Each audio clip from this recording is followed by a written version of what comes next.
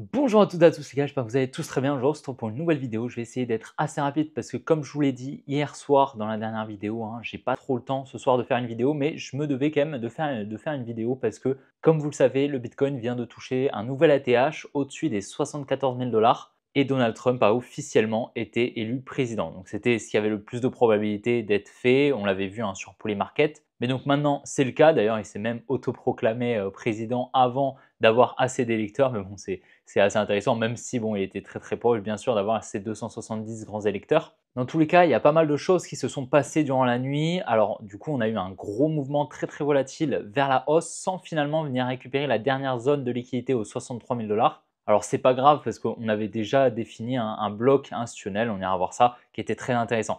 Dans tous les cas, on est venu casser la structure sur notamment FET, Tao. Donc ça, c'est vraiment top. C'est là où personnellement, en tout cas, moi, j'ai le plus de positions et c'est les deux actifs où on a trouvé vraiment les bottoms qui étaient magnifiques. Donc on ira voir dans la vidéo Bitcoin, on ira voir le MAGA, Make America Great Again, qui a fait un énorme mouvement. Alors on l'avait anticipé hier, je t'en avais bien parlé, mais je vais donc te l'expliquer comment il s'est réalisé et c'est quoi la suite. On ira voir par la suite l'or, pareil, l'or, le XOUSD qui a fait un très très gros mouvement. Alors on l'avait également anticipé, mais on ira voir ça en tout cas, je ne sais pas si c'est très très bon. Honnêtement, on va voir un petit peu. Personnellement, je suis quand même bullish sur la majorité des cryptos actuellement, même les marchés en général. Mais l'or, comme je vais te le montrer, a parfois une bonne corrélation avec notamment le Bitcoin. Du moins, les mouvements se suivent plus ou moins. On ira voir par la suite le Solana, l'Ethereum, le Tao. On ira voir l'action de Coinbase également qui a très bien réalisé un mouvement qu'on avait anticipé hier et le S&P 500. Dans tous les cas, j'espère vraiment que la vidéo te plaira. Si c'est le cas, n'hésite vraiment pas à la liker et à t'abonner si ce n'est pas déjà fait. N'oublie pas de me rejoindre sur mes autres réseaux qui sont directement en description, le canal, le groupe Telegram, mon compte Instagram, mon compte Twitter. Tu as tout en description. Dans tous les cas, je te souhaite un bon visionnage. Allez, on est parti. Donc on va voir dans un premier temps l'analyse en H4, donc sur ce que Bitcoin a fait. Donc nous on s'attendait, lorsqu'on était ici, qu'on est venu casser la structure juste là, on s'attendait justement à un retracement au moins 7% pour venir récupérer ici en fait tout ce gros bloc juste là, d'accord? C'était le minimum qu'on voulait et surtout venir récupérer cette demand de 68 000 dollars. On s'attendait au minimum à ce mouvement ici, tu vois, donc voilà, environ 7% pour venir récupérer cette demand. C'était la demand proche et en fait, nous, pourquoi on s'y attendait? Parce qu'au niveau ici de cette résistance, on voulait qu'en fait la demonie, enfin du moins c'est ce qui se réalise sur le marché, c'est qu'au niveau de ces grosses résistances, la demonie va être incitée massivement à se placer en vente. Et donc en face, ça peut permettre à la smart money tout simplement de récupérer cette contrepartie et à ce moment-là de venir protéger le lot qui permet la cassure de cette résistance dans la finalité. Tu vois ce que je veux dire? On avait vu pas mal d'exemples, notamment sur le dernier ATH, également sur Chainlink, qui s'était très bien réalisé de cette manière, mais également c'est la même chose qui se passe lorsque justement on a des trendlines comme ceci où la demonie va être tout simplement incitée à vendre juste là. Et donc c'était bien ce qui s'était passé. Donc on avait raffiné en fait le bloc juste là qu'on est venu protéger, c'était ce gros bloc baissier. Je l'avais raffiné dans le but justement de pouvoir intervenir de manière un petit peu plus précise. Donc en identifiant ici cette demand, on avait un petit peu de fair gap finalement qui a été mitigated, comme tu vois, on est venu tout combler. Et donc finalement, la demand intéressante, c'était plutôt celle-ci, voilà, qui était plutôt intéressante, comme tu vois, on est bien venu la protéger. Et donc les liquidités, donc je t'avais dit, il y avait deux zones qui étaient intéressantes, c'était la première ici, la deuxième ici. Donc la deuxième ici était très intéressante parce que ici on avait énormément de liquidités pour la smart money, elle aurait pu venir les récupérer peut-être durant l'élection pour se placer massivement. Finalement, elle n'en a pas eu besoin et elle s'est placée tout simplement grâce à ce mouvement baissier. Et donc, la Domonia a été incitée à vendre durant tout ce mouvement baissier, ce qui a permis un transfert main forte, main faible. Donc, par la suite, on est venu nous casser la structure ici en venant casser donc l'ATH tout simplement. Actuellement, le lot protégé, il va être juste là. Alors, plus généralement, il va être ici, d'accord, aux 66 700 dollars environ. On peut le raffiner juste là, un petit peu plus haut, ok? Donc c'est vraiment plutôt intéressant ce qu'on a fait durant la nuit. Alors hier, tu vois, on était à peu près ici. Alors on avait vraiment un setup assez spécial, c'est-à-dire que on est venu casser la structure dans un premier temps ici, tu vois, en venant casser ici ce lot très légèrement, en venant créer de la liquidité. Et là, on est revenu dans la supply, redistribué et boum, ensuite, en fait, avec la news qu'on a eue, on avait probablement eu des news concernant les élections. À ce moment-là, environ 1h du matin, donc ça devait être environ 19h aux USA. Il y a dû y avoir des news qui se sont faites et tout simplement, ça a eu un apport de liquidité massive sur le marché. Les news, c'est tout simplement un apport massif de liquidité. Donc, ça va pouvoir amener non seulement du mouvement, mais beaucoup de contreparties également. Et donc, ça a fait tout simplement exploser le Bitcoin, alors que l'order flow à court terme était plutôt baissier. Et donc, la structure a shift juste ici, du coup, réaliser ce mouvement. Donc, à présent, on est clairement bullish sur Bitcoin. Donc, je ne pense pas qu'on va venir récupérer les 63 000 dollars maintenant. la structure étant bullish maintenant, tant qu'on ne vient pas ici casser donc ce low ici raffiné, on devrait continuer l'order flow bullish et entamer donc un mouvement haussier et venir récupérer des plus hauts. Maintenant, le risk-reward, selon moi, sur Bitcoin n'était pas très intéressant dans toute cette zone. Pour moi, c'était vraiment pas, si on fonctionne en risque, il faut vraiment voilà, réfléchir en le risque que tu vas prendre en fait et le gain potentiel que tu pourras avoir. Pour moi, là, honnêtement, la possibilité et la probabilité qu'en fait tu fasses un x3, x4, bah, elle est très faible, d'accord. Vaut mieux aller se positionner sur des altcoins comme FED, Tao, c'est ce qu'on a fait d'ailleurs. Et c'est pour ça, c'est grâce à ça justement qu'on a timé les bottoms actuels de tous ces altcoins parce que justement, on a fonctionné en risk-reward. Et nous, notre but, bah, c'était pas du tout de se positionner sur Bitcoin, c'était surtout de lire Bitcoin pour pouvoir se positionner sur les altcoins. Et donc, le transfert main forte, main faible du bottom, hein, on en avait parlé, c'est effectué ici grâce à la liquidation de cette trendline. Okay, donc pour le moment, en tout cas, j'espère que bah, le bull run va prendre place du coup ce mois-ci, le mois de novembre, plus le mois de décembre, peut-être le mois de janvier hein, également. Ce serait vraiment top parce que comme tu le sais, j'attends une crise en 2025 qui pourrait avoir lieu donc entre mars et juillet environ, qui pourrait donc commencer entre mars et juillet, c'est ça. Donc le bull run pour moi devrait avoir lieu un petit peu avant. Donc sur le MAGA, c'est super intéressant. Donc pour te rappeler un petit peu, hier, on était juste ici, hein, d'accord. Et je t'avais dit qu'on était en train de former une grosse distribution avec énormément de liquidités à venir récupérer. Ce gros support ici qui avait été créé pour inciter la domanie à se placer. Donc je m'attendais à la liquidation ici de 7 tiers et c'est chose faite, comme tu le vois, avec ce gros mouvement. Alors je sais pas combien on a perdu, mais ouais, on a perdu 60%. Je sais pas si tu te rends compte, en une seule nuit, on est venu voilà, casser ici cette demand. Hein. Pour moi, actuellement, on est baissier sur le MAGA. Alors, on est venu quand même chercher cette demand, mais ce n'était pas la demand forte de ce mouvement. Peut-être qu'on va venir la protéger, ce n'est pas impossible. En tout cas, pour le moment, il faudrait venir casser la structure ici qui serait là, d'accord, ce high. Si on a cassé ce high, on pourrait potentiellement espérer un mouvement haussier pour aller chercher des plus hauts. En tout cas, le mouvement baissier qu'on anticipait, le sell de news, hein, tout simplement, a été assez massif. Sur le XO USD, donc sur l'or, alors franchement, étonnant, hein, toute la volatilité qu'on a eue aujourd'hui, notamment sur l'or. Alors, je m'attendais vraiment à la liquidation ici. Alors, c'est super intéressant ce qu'on a fait ici. C'est hyper pédagogique, donc je vais t'expliquer un petit peu. Donc, comme tu le vois, on a perdu, pareil, des beaux pourcents. On a perdu 3% sur l'or. Donc, pareil, on s'attendait, hein, lorsqu'on était ici, on s'attendait à la récupération ici de 7 tiers, retour dans cette demand. Donc, c'est chose faite, comme tu le vois, on est de nouveau dedans.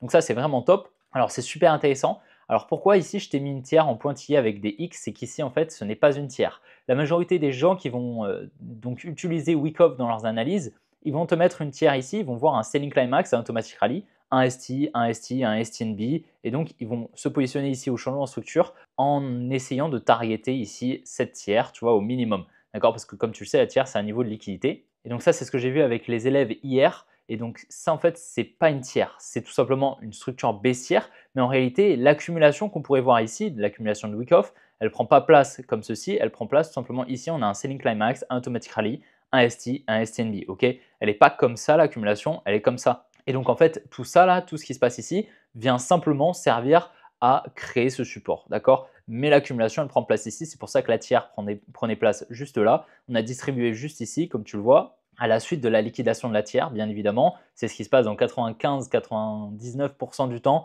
On vient liquider en premier temps la tiers avant de redistribuer ou de réaccumuler et donc de se retourner. Donc on est venu ici distribuer avec un Buy Climax, un Automatic Rally, un ST, un Uptrust. Voilà, on aurait même peut-être un UTAD et une distribution fractale. Donc voilà, et puis par la suite, on est venu récupérer la tiers et on a continué le mouvement baissier pour récupérer la tiers de la plus grande distribution, par contre, qui a pris place ici, qui était confluente. Et là, du coup, c'était une tiers high probability. Là, c'était une tiers low probability qui n'en était pas une, en fait, hein, tout simplement. Et voilà, la majorité des gens qui vont utiliser Wyckoff dans leurs analyses, notamment les distributions, les accumulations, vont voir ici la tiers, alors qu'en réalité, ce high juste là n'est pas pertinent. Comme tu le vois, il y a très très peu de volume qui s'est fait ici sur ces niveaux-là. Alors que là, bah, tu vois, la majorité des volumes, juste ici, bah, se fait ici en fait, entre ces deux ranges-là. Et donc forcément, cette tiers est bien plus pertinente et donc la smart money s'est placée tout simplement. Donc il y avait très peu de probabilité de venir chercher cette tiers. Par contre, celle-ci à court terme, elle était beaucoup plus pertinente. Et en tout cas, voilà, le mouvement s'est très très bien réalisé sur l'or. Alors je voulais te montrer quelque chose. Si on se met en daily, tu vas voir qu'il y a une certaine corrélation. Alors la corrélation n'est pas non plus incroyable, hein, elle n'est pas extrêmement précise. C'est pour ça, c'est à prendre avec des pincettes. Mais tu vois, il y a quand même voilà, les mêmes points hauts que l'or et les mêmes points bas que l'or. Ici, tu vois le bottom, c'est le bottom sur l'or. Les points hauts, bah, c'est le point haut sur l'or. Ici, quasiment, tu vois, on est très très proche des points hauts. Donc, tu vois, il y a quand même une certaine corrélation. Là, le mouvement haussier, mais il y a le mouvement aussi également sur Bitcoin. Donc voilà, je reste quand même, cette corrélation, il faut la prendre avec des pincettes parce qu'elle n'est pas extrêmement précise, d'accord? Comme tu le vois, il n'y a pas une réelle corrélation extrêmement précise, mais tu vois que les mouvements sont relativement ressemblants. Donc à voir ce que va faire l'or, parce que du coup, je vais vraiment surveiller ici cette demand qui pourrait donc être potentiellement un point bas. Il faudrait vraiment qu'on vienne protéger ce low. Si on vient à le casser, par contre, on ira chercher plus bas, à mon avis, et on aura potentiellement un top pour aller chercher par ici là, les 2500 sur l'or. Sur le Solana, donc finalement, on l'avait vu hier, c'était ce bloc ici qui était vraiment très pertinent. Alors on s'est dit que potentiellement on aurait pu revenir un petit peu plus profondément. Finalement pas, d'accord? Finalement pas besoin. On attendait dans un premier temps la liquidation ici de ce support il y a déjà quelques jours. C'est ce qui a été fait. Et donc hier, je t'avais dessiné ici cette demand dans laquelle nous étions revenus, qui était vraiment très intéressante. Et finalement, tu vois, c'est elle qui a permis de venir casser la structure en higher time frame. Donc maintenant, il n'y a pas de raison d'être bearish juste là sur le Solana parce qu'objectivement, on est venu liquider ici ce high, donc c'est vraiment très pertinent. Actuellement, on est dans un complexe pullback entre ce low et ce high, et donc on peut faire littéralement ce qu'on veut. Il sera intéressant peut-être de réaccumuler, ensuite de repartir. Peut-être qu'on pourrait avoir une zone d'intervention tout simplement. Donc si on regarde un petit peu en 1 heure, alors le plus pertinent serait qu'on retrace tout ce mouvement, mais bien évidemment, pour revenir ici au 168, mais bon, bien évidemment, il y a peu de probabilité que ce soit le cas. Par contre, si on fait quelque chose comme ça, qu'on réaccumule juste ici pour peut-être revenir ici dans tout ce bloc, là, dans tout ce bloc baissier, par exemple celui-ci, tu vois, donc voilà, qu'on vienne chercher environ les 176 ou alors ce high et les 174, bah, ce serait potentiellement intéressant de surveiller une potentielle accumulation. Par contre, ce qu'on regarde à plus court terme ici, bah, c'est ici cette résistance qui vient être créée juste là. Donc ça, c'est de la liquidité. Ça signifie tout simplement qu'il y a très peu de probabilité ici qu'on ait le top. D'accord? Donc bien évidemment, tu t'en doutes bien. Simplement, à court terme, je tiens à te préciser qu'il y a de fortes probabilités de venir récupérer ici cette résistance parce qu'il y a beaucoup de liquidité, ça incite beaucoup la money à se placer. Comme tu le sais, ici, on est au niveau globalement du top, quasiment, tu vois. On avait pas mal rebondi déjà sur ce niveau-là, et donc forcément, ça incite pas mal la money à se placer en vente. Donc, il va y avoir beaucoup de liquidité ici au niveau des 190 $. Donc, on devrait tranquillement aller chercher voilà, ces niveaux un petit peu plus haut. Mais potentiellement, si on fait un mouvement baissier, il serait peut-être intéressant d'aller chercher une entrée par ici. Pour le moment, en tout cas, on est bullish. Donc, on va s'attendre à une structure haussière qui continue. Sur Ethereum, alors donc hier, je t'avais partagé ici la petite liquidation ici de cette trendline. Alors, est-ce qu'elle va suffire? On verra. Personnellement, en tout cas, je préfère ne pas me positionner sur l'Ethereum, je t'avais dit, parce qu'avec toutes ces liquidités et tout, en termes de risk-reward, pour moi, c'est vraiment pas très intéressant. Notamment, je préfère, comme je te l'avais dit, me positionner sur d'autres altcoins qui ont pour moi plus de probabilité d'aller mettre en positif mes positions et en limitant le risque que j'ai de les mettre en négatif. D'accord? Et donc, c'est pour ça, mon but, en fait, c'est pas forcément d'aller sur toutes les opportunités, c'est simplement d'avoir quelques opportunités, quelques coins dans mon portefeuille, quelques assets qui sont vraiment très pertinents selon moi, que j'ai une analyse qui est quasiment voilà, très high probability, qu'on va appeler donc haute probabilité. Et donc, en fait, sur Tao et FET, j'ai eu quasiment zéro drawdown, c'est-à-dire qu'on n'a jamais mis quasiment mes positions en négatif et que mes positions sont quasiment que en upside, tu vois. Donc voilà, pour le coup, c'est vraiment très agréable et je préfère me positionner sur des setups où il y a de fortes probabilités d'être au niveau du bottom plutôt que Ethereum, tu vois. Par contre, pour le moment, l'order flow est bullish à court terme. Par contre, on est sur un order flow baissier toujours à moyen terme avec donc un complexe rollback. Il faudrait vraiment venir casser ici ce high des 2717 pour potentiellement anticiper un mouvement aussi un petit peu plus conséquent, d'accord? On a toujours ici ce support et cette grosse trendline higher time frame qui incite beaucoup la money à se placer à l'achat. Donc je reste quand même, voilà, je reste quand même prudent. Et voilà, on a eu quand même cette liquidation ici, donc c'est quand même intéressant, d'accord? Elle est un peu petite selon moi pour être haute probabilité, mais on a quand même eu une liquidation, donc ça veut dire que voilà, cette trendline a servi potentiellement de liquidité avec une espèce d'accumulation que je t'avais montré hier, avec un selling climax, un automatic rally, un ST, une trendline là qu'on vient liquider. Ok. Sur Tao, donc hier, comme je t'avais dit, on était revenu ici dans cette supply juste ici, donc on est venu la casser. Je t'avais dit, si on vient casser cette supply, on passera haussier. Donc à présent, tu as bien compris, on est haussier, on peut supprimer ici cette supply. Et donc pour moi, ici, on est dans un complexe pullback ici et on peut littéralement faire un petit peu ce qu'on veut pour repartir à la hausse et continuer des plus hauts. Il serait intéressant peut-être de venir retest ici les 465. En tout cas, voilà, ce que je t'avais dit, c'était que moi j'attendais la liquidation ici de ce support, retour dans cette demand, c'était la première demand, la demand proche, dans laquelle, voilà, qui était pour revenir ici dans ce bloc, donc cette droite, juste là, on est revenu dans le bloc, mitigated tout. Donc c'est plutôt cool. Je pense qu'il y en a pas mal qui ont saisi l'opportunité. Alors moi, j'ai pas saisi l'opportunité parce que je t'avais expliqué sur Tao, pour moi, le risk reward est bien plus intéressant sur FET. Et donc c'est pour ça que j'ai privilégié le fait chez high. Par contre, voilà, c'était une très bonne zone ici pour acheter du Tao. La deuxième zone intéressante, c'était celle-ci un petit peu plus profonde. Mais du coup, celle-ci avait moins de probabilité qu'on y revienne. Par contre, il y avait plus de probabilité qu'on la tienne. D'accord? Ici, par contre, il y avait moins de probabilité qu'on la tienne. Par contre, il y avait plus de probabilité qu'on y revienne. Donc, c'était une très bonne opportunité pour acheter du Tao. Et je t'en avais parlé déjà depuis un moment. Ok? Et donc, pour le moment, pour moi, sur Tao, on ne peut que espérer des plus hauts de toute manière. Et honnêtement, bah, c'est vraiment bénéfique. J'espère vraiment que le bull run va se lancer et que surtout la Bitcoin dominance, on ira la voir demain, va retracer et entamer son mouvement baissier. Dans tous les cas, on avait vu, on est dans une supply sur la Bitcoin dominance qui pourrait donc nous faire espérer une altcoin saison dans les prochaines semaines. Donc sur Coin, c'est-à-dire l'action de Coinbase, je t'avais partagé hier cette accumulation qui a pris place et comme tu le vois, bah, ça n'a pas raté. La smart money s'est placée juste là en amont de la news. Ok, je t'avais partagé ici cette accumulation qui avait pris place, la création d'un support juste ici avec un selling climax, un automatic rally, un ST. Boum, on vient créer ce support juste ici, on vient liquider le support. La smart money ici se place dans ce transfert main forte main faible qui a pris place. Et voilà, comme tu le vois, pile dans la demand, etc. Donc c'était top et comme tu le vois, on a fait environ plus 40%. Plus 40% en quelques jours, comme tu le vois. Donc vraiment très très clean. Je t'avais dit, l'order flow était haussier pour moi, il y avait très peu de probabilité d'aller en dessous. Donc vraiment plutôt content. Honnêtement, l'action de Coinbase, pour moi, Coinbase, c'est vraiment l'exchange qui va performer dans les prochaines années. Pour moi, il va dépasser Binance, du moins je l'espère. C'est pour moi vraiment un exchange qui est clean, qui est américain. Et donc forcément, pour moi, c'est celui qui devrait passer numéro 1 dans les prochaines années, surtout via les ETF, etc. etc.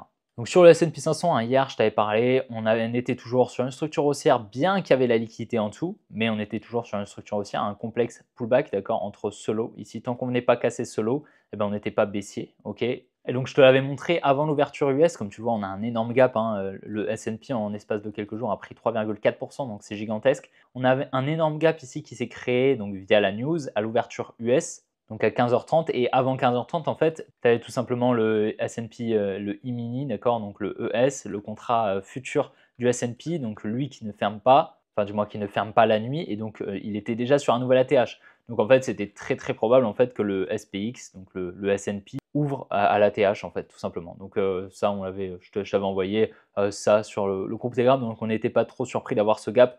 Mais comme tu le vois, on a un sacré mouvement et donc un nouvel ATH sur le S&P avec donc à présent un low qui va être juste là et un complexe pullback qui sera entre ce high et ce low. Donc pour le moment, on est toujours haussier sur le S&P, on peut espérer des plus hauts. En tout cas, on garde ici ces liquidités pour plus tard, on viendra les chercher, ça il n'y a pas de doute, mais on les garde pour plus tard. Et donc voilà, j'espère que la vidéo t'a plu. C'est le cas, n'hésite pas à la liker, à t'abonner si ce n'est pas déjà fait. D'ailleurs, je voulais te dire, je ne sais pas si tu as vu sur le canal Telegram, je te l'ai envoyé, mais Warren Buffett a son record de cash actuellement. Donc je pense qu'il anticipe une opportunité d'investissement qui devra avoir lieu dans les prochains mois, comme nous on l'a fait, donc avec cette crise qui pourrait avoir lieu. Voilà, je pense qu'il a vendu énormément de son portefeuille pour avoir énormément de cash, énormément de dollars sur le côté pour pouvoir les réinjecter lorsque il y aura de meilleures opportunités sur le marché. Actuellement, quasiment tous les marchés sont sur des ATH. Donc je pense qu'il comprend bien que le risk-reward n'est pas très intéressant. Je pense que lui, il s'y connaît en risk-reward. Donc pour le coup, c'est quand même plutôt intéressant et ça augmente aussi les probabilités qu'on ait donc des opportunités d'investissement dues à une potentielle crise qu'on a anticipée. Je te mettrai potentiellement la vidéo en fin de vidéo. Voilà. Donc dans 30 secondes, tu pourras aller voir la vidéo si tu veux sur mon analyse sur la récession que j'ai sortie déjà il y a plusieurs mois. Ça pourra être intéressant pour toi. Dans tous les cas, j'espère vraiment que la vidéo t'a plu. N'hésite vraiment pas à lâcher un petit pouce bleu, ça m'aide énormément. Je te souhaite une bonne après-midi, une bonne soirée, puis on se retrouvera demain pour une prochaine vidéo comme d'habitude. Allez, ciao les gars!